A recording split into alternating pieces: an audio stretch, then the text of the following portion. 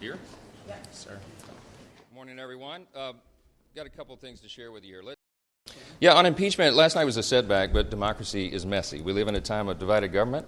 We have a razor-thin margin here, and every vote counts. Sometimes when you're counting votes and people show up when they're not expected to be in the building, it changes the equation.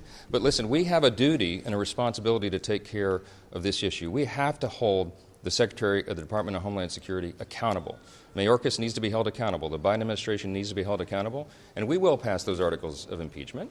We'll do it on the next round. Mr. Speaker. We're governing here. Sometimes it's messy. The framers anticipated that you would have a system where people with very different philosophical viewpoints that come from different parts of the country and different constituencies would have different ideas on how to resolve their problems. But what they also anticipated is that we'd be able to get in a room and arm wrestle over public policy and come to consensus to move the ball forward for the most people. That is what's happening here. You're seeing the messy sausage-making, the process of democracy play out. And it's not always clean, it's not always pretty, but the job will be done at the end of the day. I don't think that this is a reflection on the leader, it's a reflection on the body itself and the place where we've come in this country.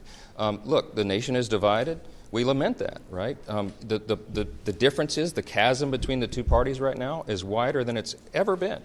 And there are lots of emotions, and we live in the age of social media and 24-hour news cycle. You know, there were previous Congresses where a gaggle like this would not even have been possible.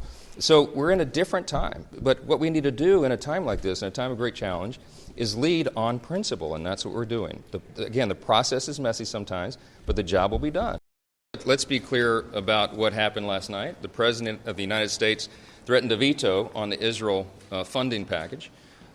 Chuck Schumer then said that he would put a blockade up in the Senate, and he had 166 House Democrats who followed Leader Hakeem Jeffries off that cliff. They took that lead and they blocked the funding. Let's be clear about this. That bill provided exactly the amount of funding that the President himself had requested. It was $14.3 billion that we passed 3 months ago. And then we added to it to replace our stockpiles and our munitions on what's happening in that region.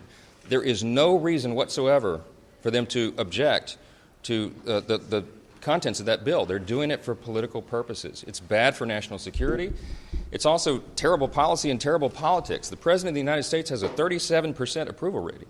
If they're going to follow that lead, I think they did it to their detriment. And it's a very shameful thing at a time when our ally Israel needs the help desperately.